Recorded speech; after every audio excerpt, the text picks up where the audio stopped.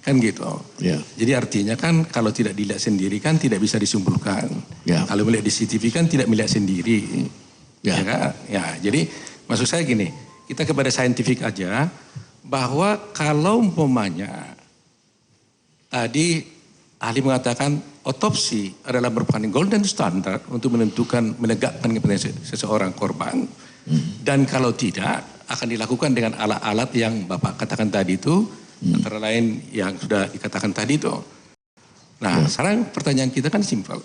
Kalau itu tidak dilakukan secara medis alat-alat tadi itu, apakah bisa menegakkan kematian korban? Ya, kita langsung pada kasus saja ya. Kita. Nah ini teoritis saja. Secara teoritis. Nanti kasus kita bicara. Secara teoritis, secara ilmiah, secara ilmu kedokteran. Ya. Sekali lagi kalau kita memperoleh informasi medis pada orang itu cukup lengkap maka bisa. Kalau tidak? Kalau tidak nggak bisa. Tidak bisa ya. Tidak bisa.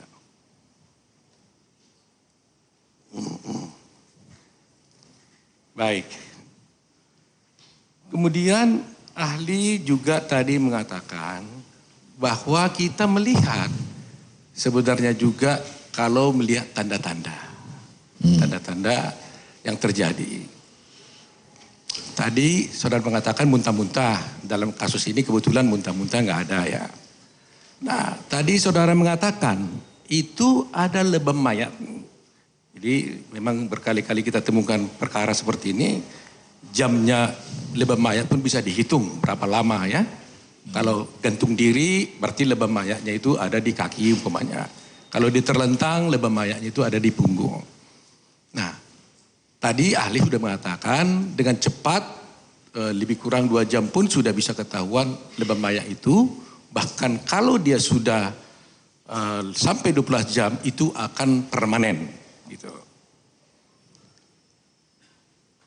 Kalau umpamanya tadi terlihat tidak ada lebam mayat yang merupakan tanda-tanda yang aktual yang menurut dokter. Bagaimana seorang patologi melihat keadaan ini?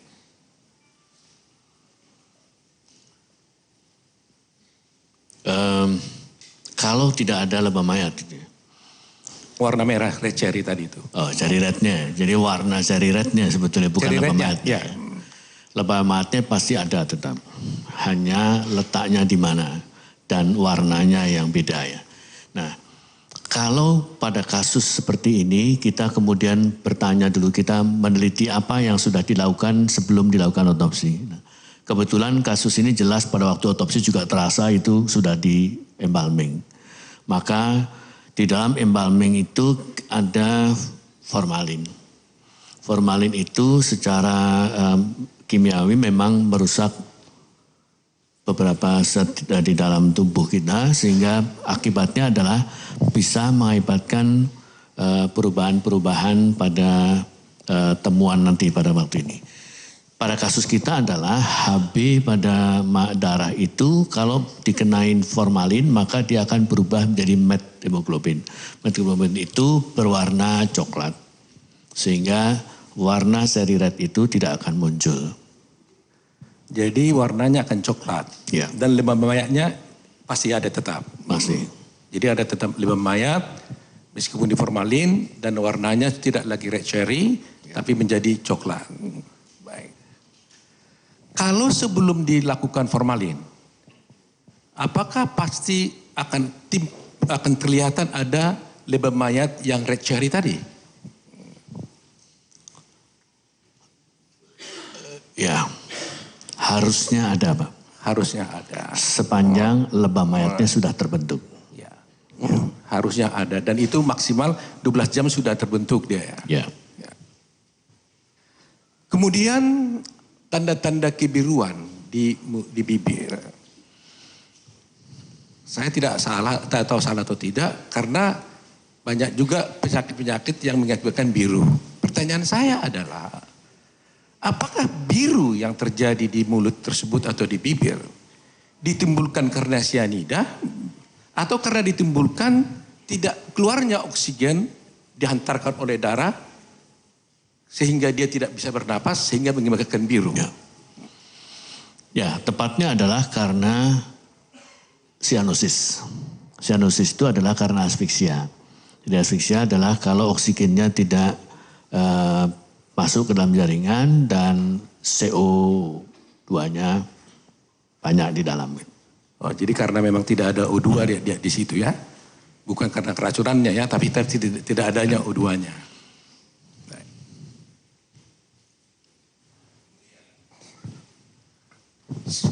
Pengetahuan menurut keahlian saudara, apakah umpamanya kalau seseorang untuk menentukan tanda-tanda adanya sianida tersebut di dalam tubuh korban, apakah juga digunakan sebagai parameter seperti kata ahli Galgel kemarin, ada parameter yaitu ditemukannya tiosianat di dalam hati.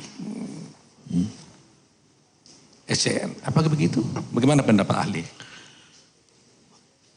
Secara teoritis memang CN itu di metabolismenya nanti dengan produknya adalah tiosianat. Ya ada di dalam, tentu saja kita bisa temukan di jaringan nanti. Jadi artinya kalau orang masukkan sianida, kemudian dia terserap dalam darah, maka dia bereaksi di dalam hati. Sehingga keluar adalah SCN yaitu asam tiosianat. Ya. Itulah sebagai biomarker atau semacam parameter untuk menentukan bahwa orang ini mati karena sianida. Salah satu. Salah satu.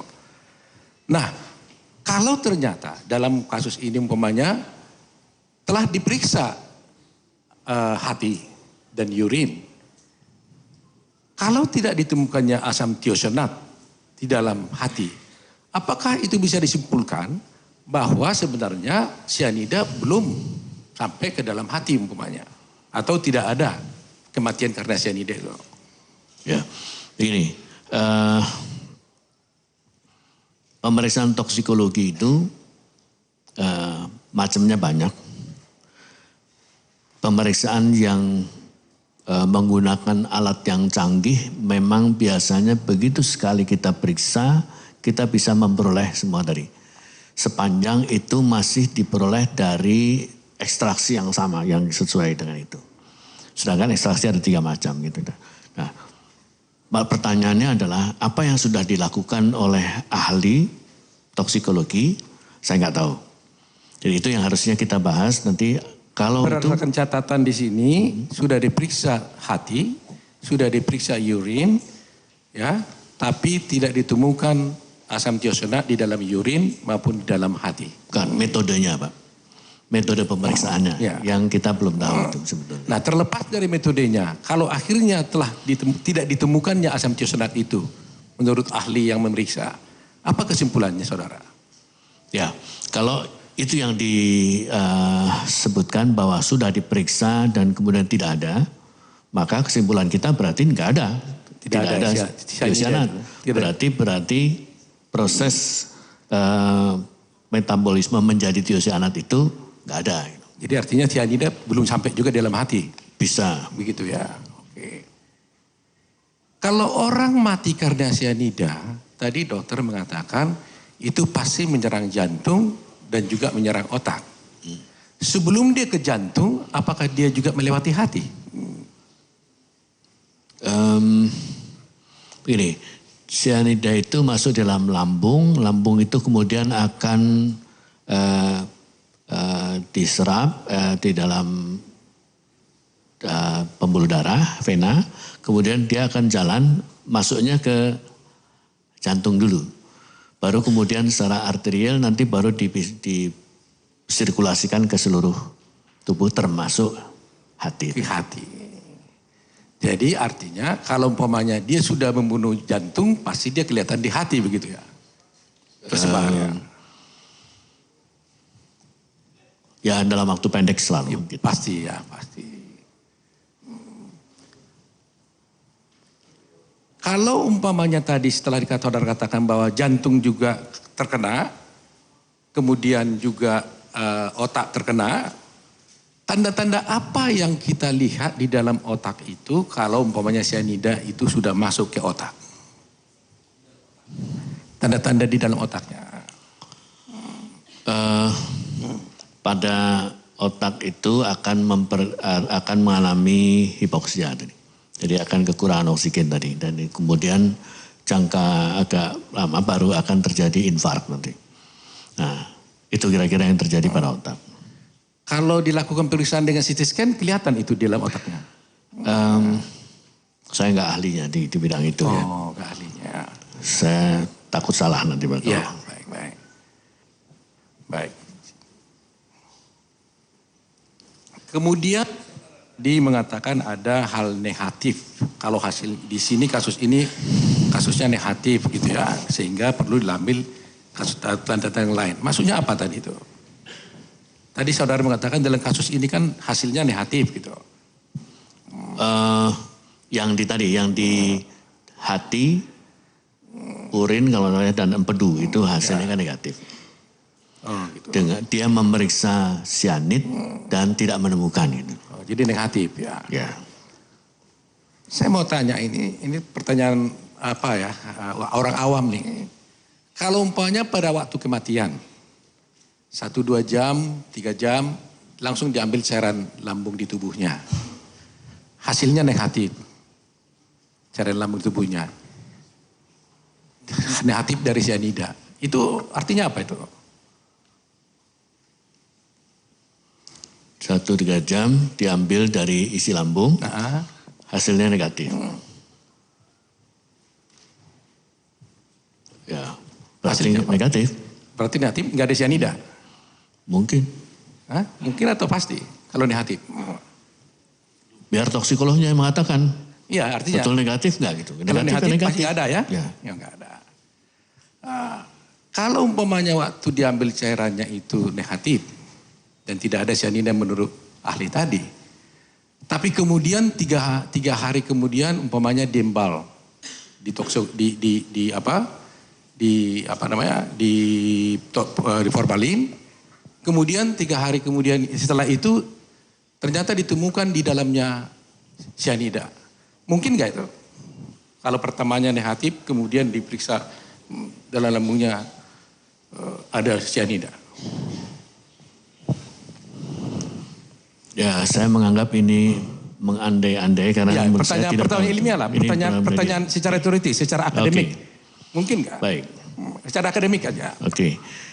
Kalau tadinya nggak ada dan orang ini diketahui tidak meminum apa-apa lagi karena dia sudah meninggal, maka harusnya dia negatif juga gitu.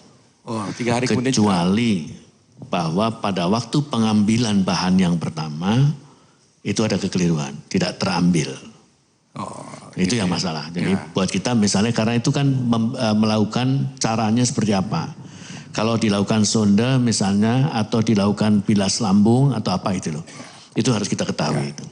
Ya, begitu pendapatnya ya. Jadi mestinya kalau sudah negatif nggak mungkin ada lagi. Ya. Asal kita yakin pengambilannya sudah betul. Kemudian sebenarnya kalau selaku otopsi tadi, ahli mengatakan otopsi melihat sendiri.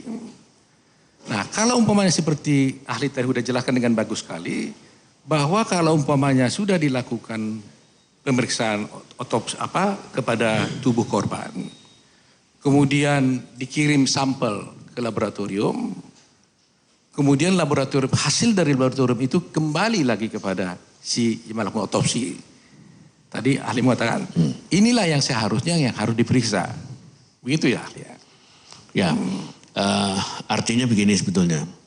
Informasi yang diperoleh dari hasil pemeriksaan bahan yang diambil dari mayat, tentu yang paling bagus adalah kembali ke pemeriksa mayatnya agar bisa disatukan menjadi satu kesimpulan pada mayat tadi apa yang terjadi gitu.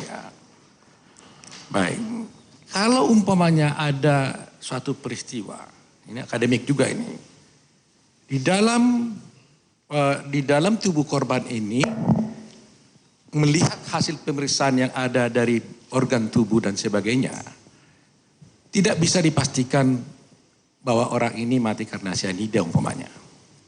Tapi kemudian ada fakta bahwa ada gelas di luar atau benda atau di botol ditemukan ada cyanida di luar. Tetapi bahwa barang ini berada di tempat ini tidak ada yang melihat. Atau bukan, jumlahnya tidak sesuai. Ya kan? Jadi katakan tadi itu di dalam tubuh korban ditemukan umpamanya 0,1. Ya. Kemudian dikatakan masuk 278 yang menjadi tanda tanya tentunya umpamanya 200 miligram. Sehingga terjadi perbedaan. Sebagai patologi yang dianut, yang dipegang itu oleh patologi itu pemeriksaan otonya tadi yang terhadap korbannya ini atau yang di luar sini. Sebagai ahli patologi.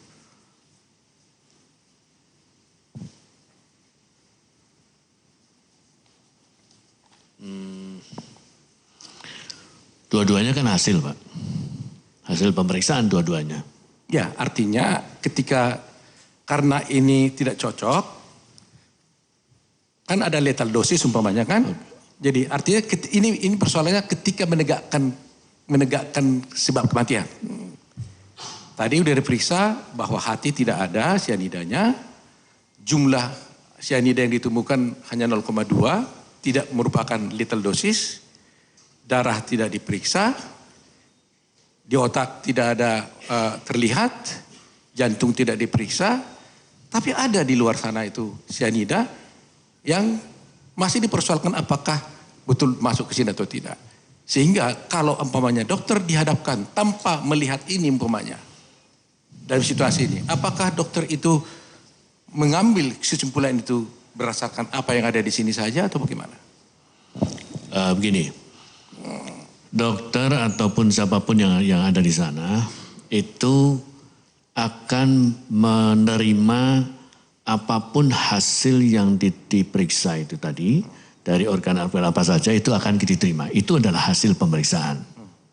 Nah, dalam membuat kesimpulan itu yang harus kita harus berhati-hati di dalam melakukan itu. Jadi bahwa yang kita periksa ini cocok nggak dengan itu tadi.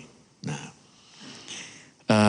pada kasus ini sebetulnya tidak kita bisa temukan di dalam tadi hati dan di dalam empedu tidak ada, urin tidak, darah tidak diperiksa.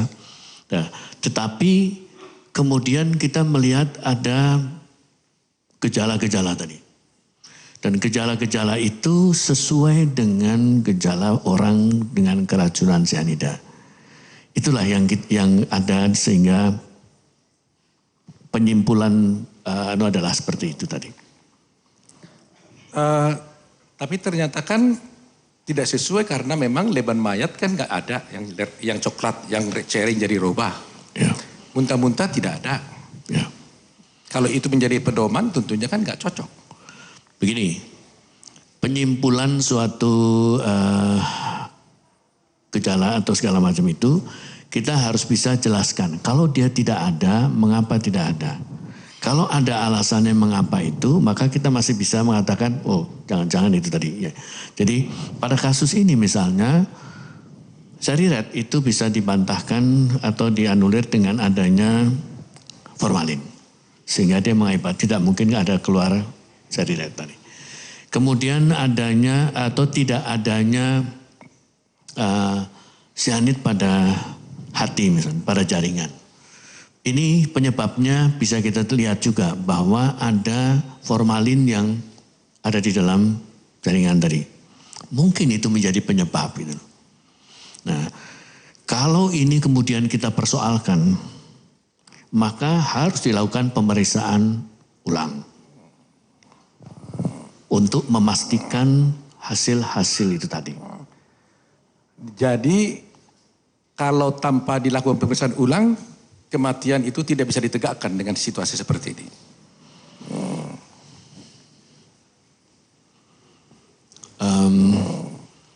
Tidak bisa 100% memang. Nah, tidak bisa ya. Tetapi kita masih bisa menyebutkan selama yang tadi sebenarnya gejala dan itunya sesuai dengan keracunan CN. Kalau sesuai. Ya.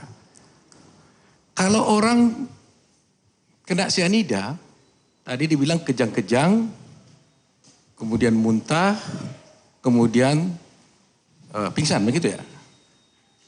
Mana lebih dulu, Pak? Kejang-kejang dulu atau gimana dulu? Tidak bisa Pak. Jadi yang di dalam literatur juga menyebutkannya cuma apa gitu aja.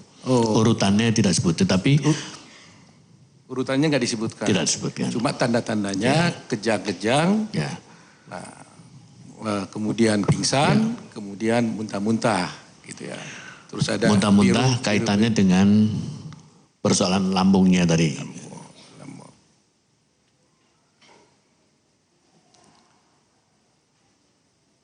Kalau umpamanya seorang dokter, ahli patologi forensik lah kata, diminta oleh polisi dengan suatu surat resmi, tolong ini minta dilakukan otopsi pemeriksaan dalam dan luar.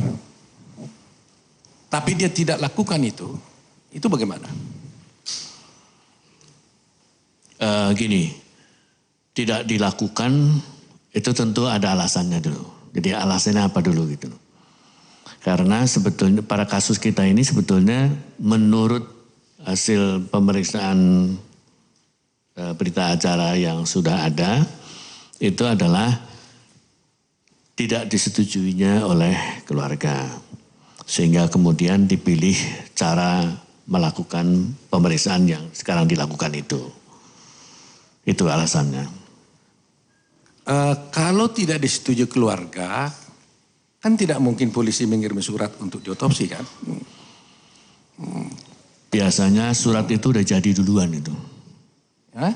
Sudah ada suratnya, kemudian dibawa gitu bersama-sama. Itu biasanya bersama-sama gitu. Kan? Ya. Jadi ini kasusnya ini begini. Yang memeriksa itu, Dokter Selamat, mengatakan saya tidak lakukan otopsi adalah karena permintaan polisi. Penyidik dia bilang. Lantas kita tanya, apakah tidak boleh sendiri langsung Pak? Karena dia juga mengatakan sebaiknya harus dilakukan otopsi. Itu pendapat dari Dokter Selamat. Terus kita tanya, kalau begitu kenapa saudara tidak otopsi? Dia bilang nggak bisa. Apa yang diminta polisi, penyidik, itu yang kami lakukan.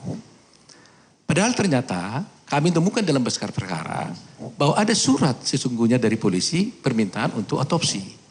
Sehingga kan kita jadi bingung nih sekarang nih. Kok tadi alasannya dia mengatakan tidak diotopsi karena tidak dimintakan penyidik. Bukti mengatakan penyidik meminta otopsi. Nah dalam kasus seperti ini bagaimana menurut pendapat ahli? Ya.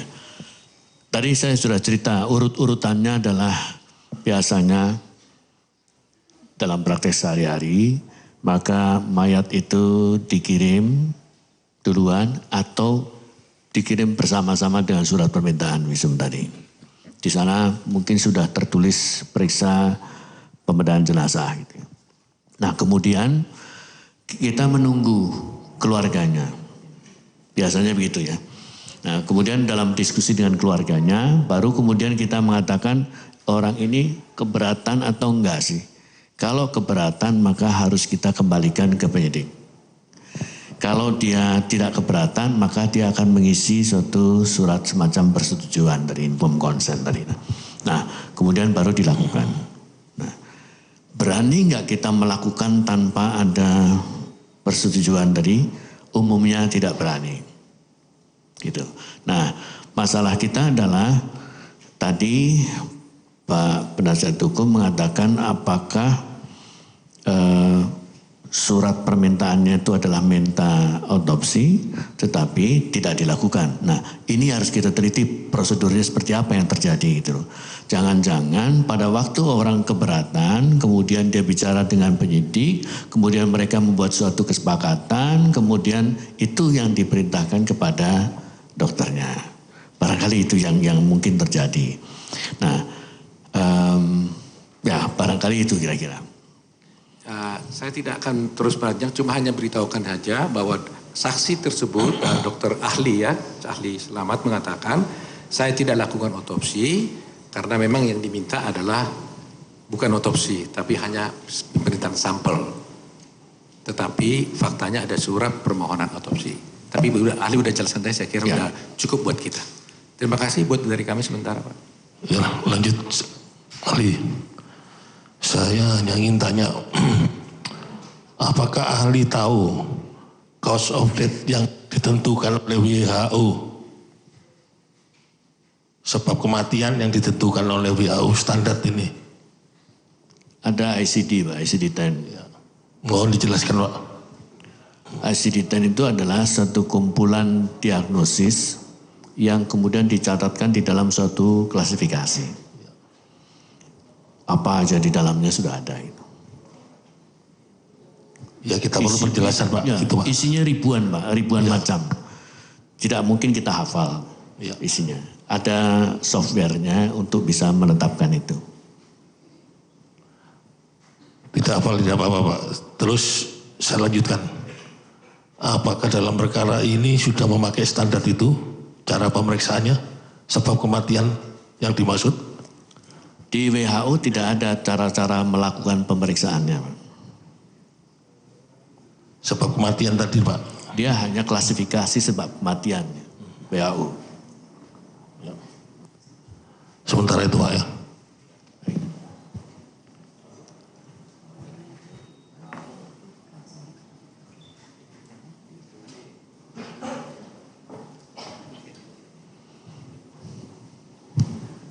Cukup yang mulia.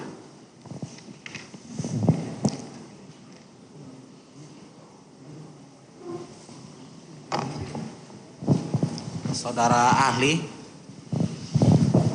tadi sudah menjelaskan pengalaman selaku ahli forensik kalau di Indonesia yang berkaitan dengan racun pernah menangani yang keracunan insektisida, begitu kalau nggak salah tadi dengar. CO itu yang banyak. Arsenik juga pernah. Tapi sianida belum. Dengan penjelasan tadi jarang atau mungkin belum pernah terjadi di Indonesia. Di Jakarta yang pasti belum. Di Jakarta yang pasti belum. Kalau menurut pendapat saudara atau pengetahuan saudara selaku ahli forensik, kenapa keracunan sianid ini bisa dikatakan hampir tidak pernah ada? Apa kira-kira penyebabnya? Apakah karena, saya beri contoh mungkin karena barangnya sulit ditemukan, atau karena terjadi seperti ini langsung ketahuan, atau apa kira-kira ini? Sianida itu racun yang disebutnya extremely toxic. Ekstrim? Toxic, jadi toksiknya ekstrim Pak. Oleh karena kalau benar penggunaannya, sorry penggunaan yang jelek ini sebetulnya, itu akan menghasilkan kematian yang sangat cepat. Sangat cepat. Hitungan menit. Sehingga kalau orang memberikan atau orang tadi tertelan tidak sengaja, maka cepat sekali ada hasilnya, langsung itu tadi. Nah, oleh karena itu kalau ditanya, kalau saatnya ditemukan di mana banyak sebetulnya. Orang mudah menemukannya. Itu artinya orang bisa mencari itu barang itu begitu dia tahu tentang itu ya. Tetapi penggunaannya memang orang jadi tidak berani menggunakannya karena sangat toksik. Bisa-bisa kalau dia memegang dengan tangan itu dia juga bisa dalam keadaan bahaya juga itu. Jadi barangkali itu menjadi penyebab mengapa tidak dipakai. Di negara lain juga ternyata juga enggak banyak yang digunakan secara sengaja tadi. Tetapi yang banyak adalah kecelakaan pada daerah-daerah industri atau pertambangan emas dan perak. Jadi pendapat saudara memang hampir atau sangat sedikit yang dengan sengaja karena sianid itu sendiri racun yang sangat mengerikan barangkali. Tadi kesimpulannya Pak ya. Justru bisa kena kepada orang yang bersangkutan. Karena sifat racunnya yang sangat tinggi. Cepat istilahnya. Tapi kalau barangnya bukan hal yang sulit untuk ditemukan. Bukan. Kalau bentuknya bagaimana nih? Karena dari ahli toksikologi yang pernah didengar di sini ada bentuk padat, ada bentuk cair. Apa memang begitu? Atau ada bentuk lain? padat itu dalam bentuk, kalau kita bicara tentang garamnya ya. Karena ada yang gas kan, HCN itu gas, tetapi dalam temperatur ruang itu bentuknya cair, yang mudah sekali menguap.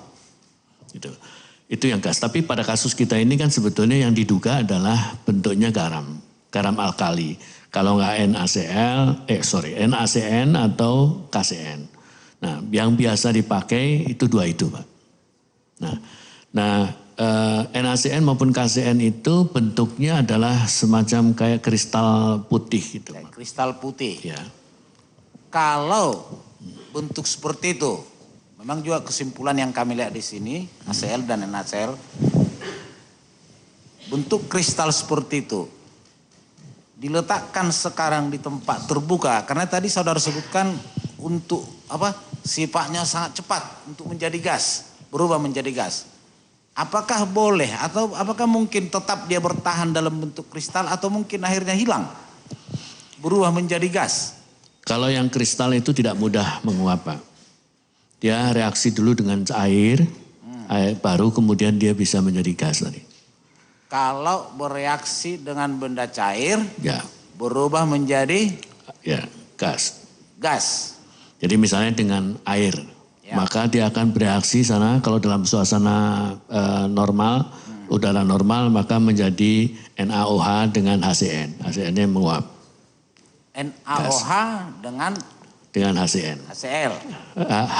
HCN-nya nanti jadi gas. Yang menguap jadi gas apa? HCN tadi, HCN-nya Pak. HCN-nya. Karena termasuk tadi saudara jelaskan bahwasanya untuk kasus yang terpapar sianid, ya mungkin paling bisa efektif bisa disimpulkan kalau pemeriksaan dilakukan paling lambat 4 jam. Ya, pengambilan bahan. Pengambilan paling lambat 4 jam setelah terpapar. Karena dikhawatirkan dia cepat menjadi gas. Begitu kesimpulannya tadi. Sebetulnya tidak bilang, kata-katanya adalah sebaiknya lebih cepat dalam atau within 4 hours gitu. Jadi begitu. Di dalam itu. Antara itu. Karena kalau di atas itu akan punya peluang untuk berdegradasi jadinya menghilang tadi. Sekarang kalau berada dalam lambung, apakah dia juga akan bereaksi menjadi gas sehingga hilang? Ya, di dalam lambung juga akan mengalami hal yang sama, Pak. Jadi mengalami hal yang sama. Ya. Tapi jangan lupa reaksi itu tidak 100% kemudian hasil, karena itu menjadi keseimbangan, Pak. Di dalam situasi itu simbang antara cairan dengan gas tadi. Jadi dia akan berada di sana. Sebagian menjadi, kalau misalnya dengan ketemu dengan udara tadi, di dalam isi lambung itu ada HCl di dalam. Maka kalau ada HCl maka dia akan bereaksi lagi, berbeda lagi nanti. Na-nya dengan Cl nanti jadi NaCl dan kemudian HCN-nya tadi jadi gas. Nah gasnya itu yang kemudian bisa itu. Tetapi semua ion tadi jangan lupa, ionnya itu masih tetap bisa diserap, Pak. Masih tetap bisa diserap. Baik. Kalau sianid dicampurkan dengan cair dalam wadah yang terbuka, apakah dia juga akan berubah menjadi gas secara keseluruhan atau masih tetap ada yang tertinggal? Saya kira tidak akan bisa jadi seluruhnya hilang, saya kira enggak, Pak. Tapi mohon yang ini ditanyakan pada ahli toksikologi. Betul, itu yang paham ahli toksikologi. Betul. Tapi kebetulan saudara ahli forensik kedokteran. Ya. Apapun namanya tidak mungkin terlepas pengetahuannya berkaitan dengan racun. Ya. Karena justru disitulah dibutuhkan keahlian seorang kedokteran forensik. Dari pengalaman saudara atau yang saudara ketahui selaku ahli forensik, kedokteran forensik, kalau terjadi seperti itu, apakah di wadah itu masih tetap ada tinggal sianid atau dia akan berubah menjadi gas karena sifatnya tadi? Masih ada, Pak. Masih ada, Pak. Masih ada. Untuk jangka waktu berapa lama? Itu yang nggak tahu saya, Pak. Tidak tahu ya, berjam-jam, berhari-hari. Dalam satu ada yang terbuka, yang dicampuri cyanida. Ya. Apakah masih tetap ada dia tertinggal? Saudara tidak bisa pastikan. Yang tahu itu adalah ahli toksikologi. Ahli kimia, Pak. Begitu ya. Baik. Ini saya beri contoh saya sendiri. Saya sekarang duduk di sini bertanya kepada saudara. Kalau saat ini diperiksa lambung saya, apakah mungkin di lambung saya ada racun? Racun. Apakah racun apa itu terserah.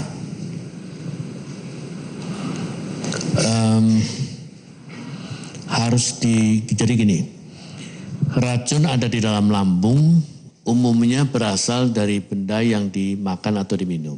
Iya. Sehingga kalau kita ditanya apakah ada di dalam lambung Bapak itu ada enggak racun, maka bergantung pada yang dimakan dan diminum pada beberapa waktu sebelumnya ini. Berarti ada kemungkinan. Tergantung dari apa yang saya konsumsi beberapa waktu yang lalu. Apakah mungkin ada cyanida? Cyanida itu benda yang racun, Pak. Ya. Normalnya tidak ada di dalam sehari-hari. Hanya dipakai pada kasus-kasus tertentu. Dan mungkin kalau sampai ada di dalam lambung itu, mungkin ada suatu kecelakaan mengapa bisa sampai di sana. Gitu. Karena tadi saudara menyampaikan suatu hal dalam kasus ini ya. Ditemukan cyanida di lambung itu sudah merupakan suatu pertanyaan besar. Ya. Makanya sejalan dengan yang saya tanya tadi, apakah dalam kondisi normal seperti ini saya bisa bawa cyanida di lambung saya terlepas dari jumlahnya? Apakah itu mungkin? Kalau ada maka Bapak akan menunjukkan gejala-gejala. Kalau ada pasti ada gejala-gejala. Tidak bisa saya katakanlah duduk tampil ngomong normal seperti ini. Begitu. Kecuali kecil sekali, Pak. Kecil sekali kemungkinan itu ya. Baik. Nah, ini sedikit soal autopsi tadi. Karena ada dikotomi kalau tentang mayat tadi pemeriksaan luar dan pemeriksaan dalam. Kalau pemeriksaan dalam seakan-akan itulah yang disimpulkan tadi autopsi dengan segala penjelasannya. Untuk kepentingan, kebutuhan forensik kedokteran, apakah harus otopsi atau apakah pengambilan sampel juga bisa dianalisa oleh kedokteran forensik?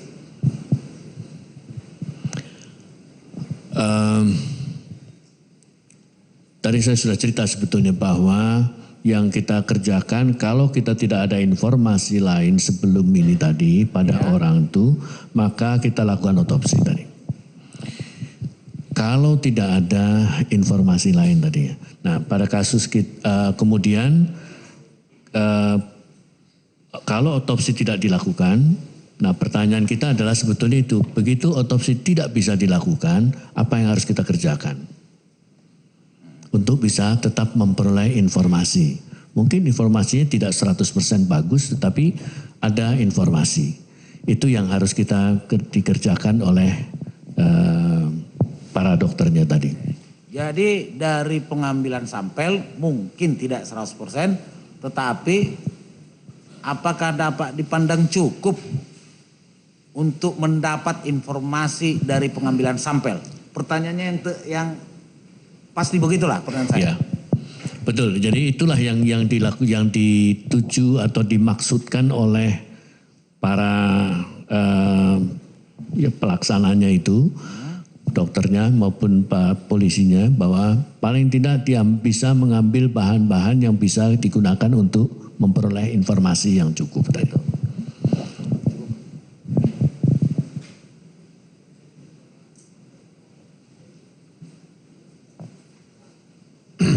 Ya, kami berikan beberapa pertanyaan dari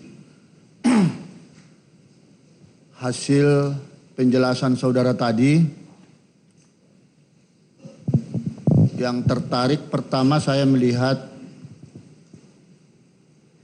berdasarkan teori yang saudara lihat atau ketahui pemeriksaan di Swiss itu, ya, pemeriksaan yang lengkap melalui CT scan, kalau masih baru, mayat masih bisa dilakukan pemeriksaan secara lengkap dan sempurna seperti peristiwa semula. Peristiwanya saat itu ketika pemeriksaan mayat di Rumah Sakit Abdi Waluyo. Datang itu korban jam 18 WIB. Menurut dokter petugas waktu itu, tanda-tanda kehidupan sudah tidak ada. Tapi belum dipastikan meninggal dunia karena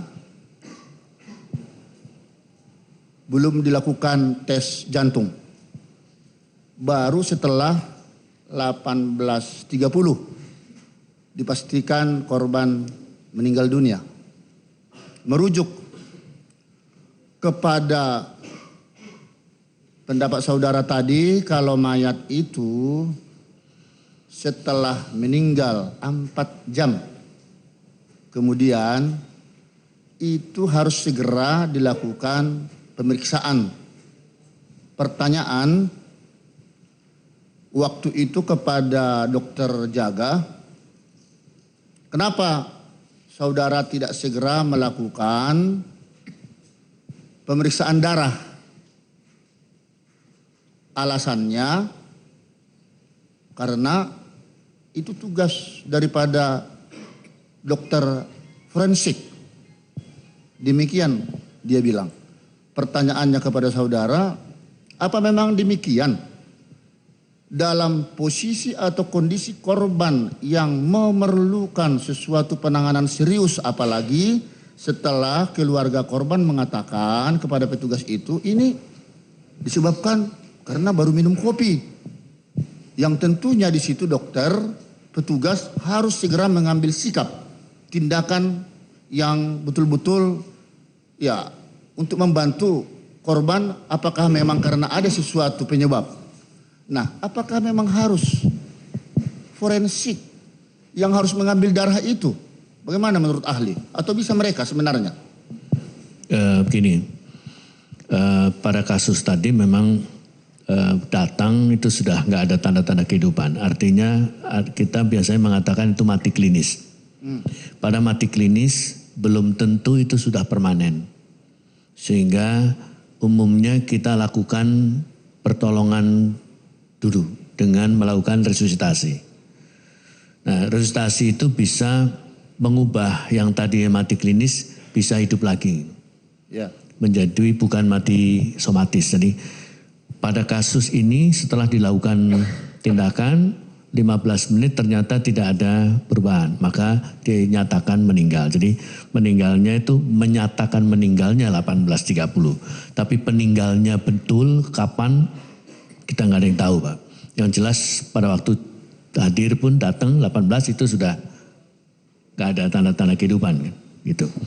Nah, kemudian kalau kemudian ada kecurigaan bahwa itu suatu keracunan, maka secara teoritis kita harus melaporkannya lebih dahulu kepada penyidik. Jadi penyidik itulah yang kemudian akan mengurus apa yang harus dilakukan itu. Kalau kita ambil bahan pada waktu itu, ada kemungkinan pengambilan bahan itu tidak diakui secara hukum karena prosedurnya tidak berada di bawah itu tadi. Sehingga ini yang mengakibatkan mengapa para dokter tidak melakukan itu. Serahkan dulu ini, laporkan dulu penyidik, penyidiklah yang kemudian melakukan itu. Karena pengambilan bahan untuk barang bukti beda dengan bahan untuk pemeriksaan untuk pengobatan. Nah, pada kasus ini mestinya kita segera dilaporkan ke penyidik dan kemudian itulah.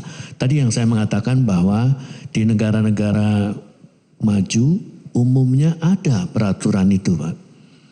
Ada kasus-kasus apa yang harus dilaporkan kepada penyidik. Jadi mandatory reporting cases itu harus Indonesia belum ada itu. belum ada, Pak. Nah inilah di Indonesia ini terlalu formalistik, Betul, Pak. birokratis, Siap. ya toh, kurang sensitif, Siap, Pak. sehingga kan terjadi ya mengambang, ya kasus ini kesannya itu tidak tanggap daripada dokter tersebut. Siap. Tapi seharusnya bisa kan tanpa teori itu pun tadi dokternya itu bisa langsung memeriksa mengambil darah, bisa. Ya tentu saja bisa sih, bisa, Bisa. Pak. Bisa. Iya. Masalahnya Dan dari adalah situlah akan diketahui secara lengkap sebenarnya apa sesungguhnya yang terjadi. Begitu. ya Nah, tapi menarik juga tadi saudara terkait dengan pertanyaan jaksa penuntut umum. Saudara kelihatannya agak ragu memberi jawaban yang pasti. Saya ulangi sekali lagi, ingin kepastian dari saudara ya. Begini. Lebih jelasnya ada tadi penelitian saudara terhadap sisa racun sianida di tubuh korban dikaitkan dengan adanya sifat-sifat sianida seperti yang dialami korban Mirna hingga meninggal dunia hanya hitungan menit setelah minum kopi di Cafe Olivier, kan begitu. Lalu itu dihubungkan dengan persesuaian kandungan antara minuman kopi bersianida dengan isi yang terdapat di dalam lambung sekitar 0,2 mililiter. Ya, dan kemudian dikaitkan dengan gejala-gejala yang saudara teliti di CCTV. Apakah dapat dipastikan menurut saudara korban itu meninggal dunia karena racun sianida di kopi Mirna?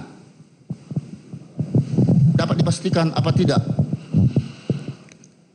Gini, kalau tadi saya disebut ragu, jangan lupa tadi pertanyaan-pertanyaannya adalah kompartemental.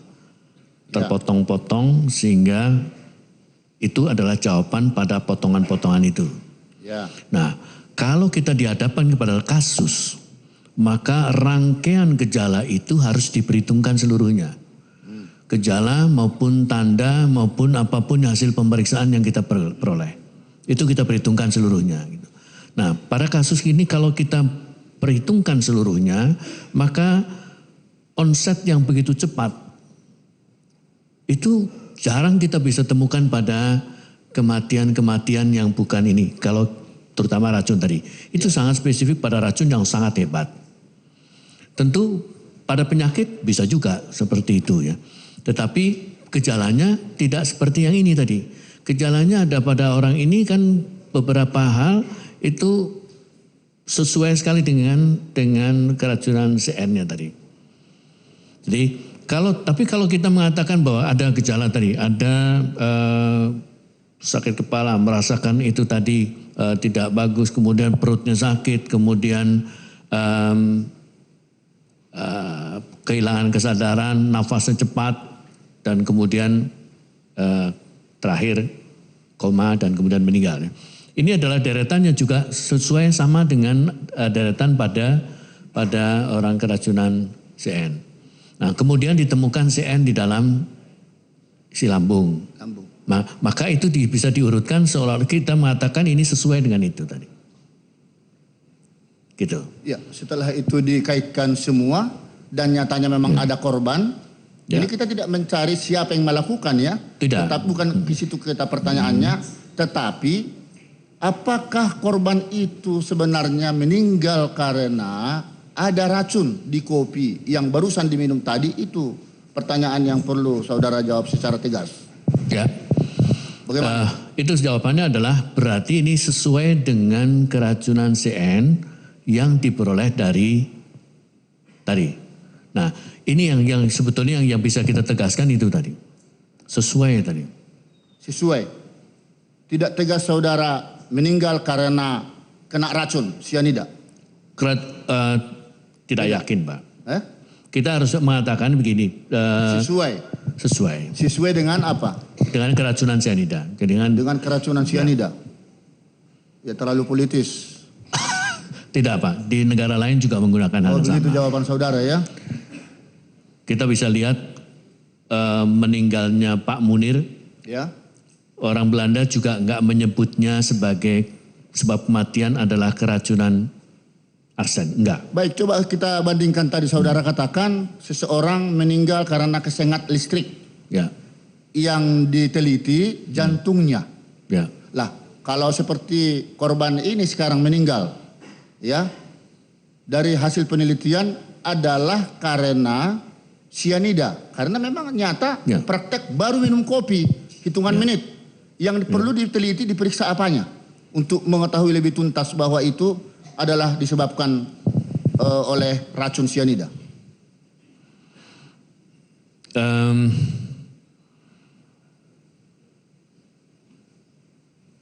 Sebetulnya tadi ada yang masih bisa kita kerjakan sebetulnya ya. Apa itu? Yaitu kita melakukan pemeriksaan untuk mencari marker lain. Mencari Metabolisme Pak. Metabolisme Jadi lain. CN itu kan sebetulnya nanti akan dimetabolisme menjadi tiosianat. ya. Tiosianat ini harus kita cari. Nah, tapi sebelum kita sampai ke sana, kita pastikan lebih dahulu apakah memang toksikolognya, ahli toksikolognya sudah memeriksa itu belum?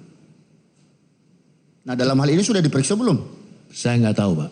Nah, ini masih teoritis. Ya, bukan teoris. Ya, masih pertanyaan. Ya, Jawaban saudara itu, jadi belum jawaban. Terus, ya karena kita tidak mungkin kita ngarang Pak. ya, Kita berdasarkan fakta. Fakta yang seperti apa itu fakta itu? Kalau faktanya itu ya sudah dilakukan pemeriksaan, kita tanya metodenya seperti apa dan memang menuju ke situ enggak. Kalau enggak maka berarti sudah tadi. Harus dilanjutkan itu. Tapi kalau sudah berarti sudah enggak ada.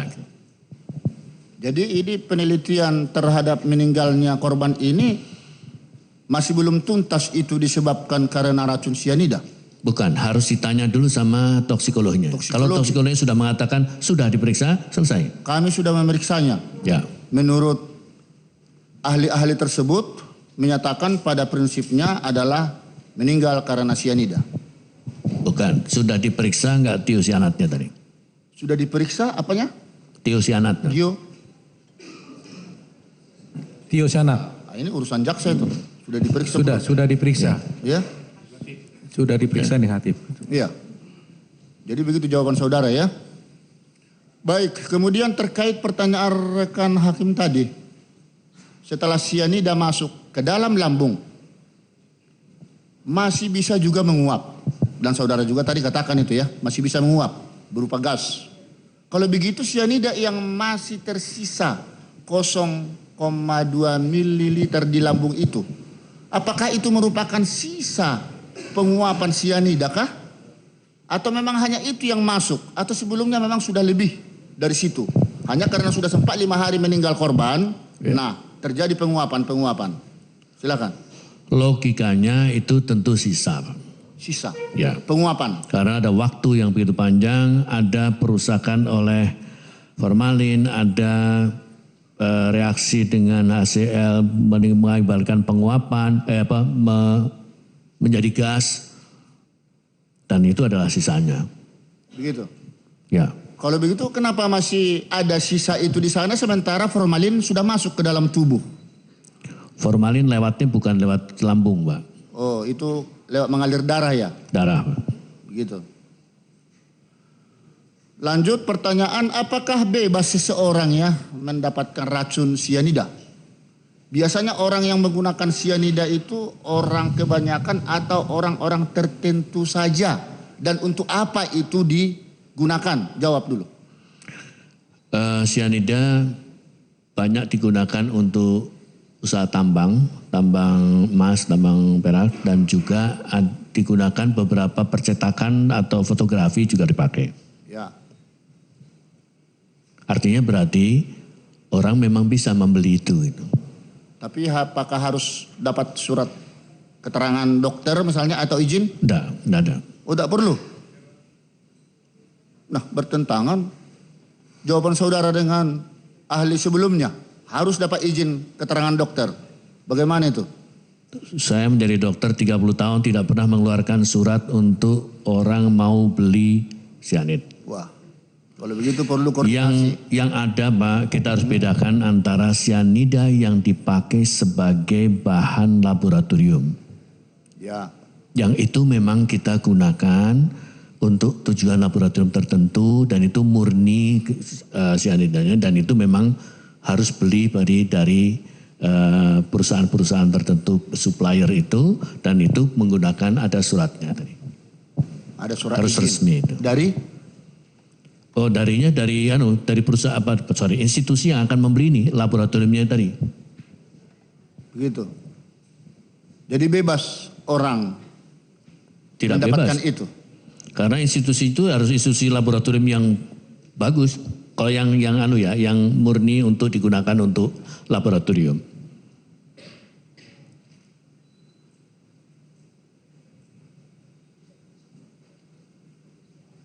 Sebentar lagi.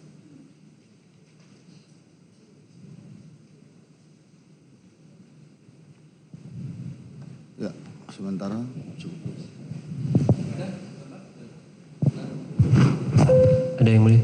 Ada? Ada. Silakan. Ya, terima kasih.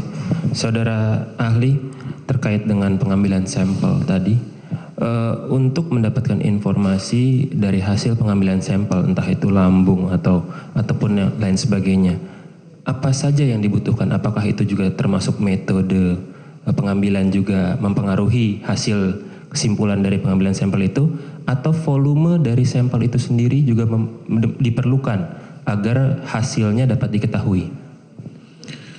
Dua-duanya perlu Pak. Jadi dua-duanya perlu. Ya. Jadi apabila metodenya keliru, hasilnya pun tidak akan didapatkan atau negatif. Bisa beda. Apabila volumenya tidak mencukupi, itu pun hasilnya menjadi negatif. Bisa. Oke. Cukup yang mulia.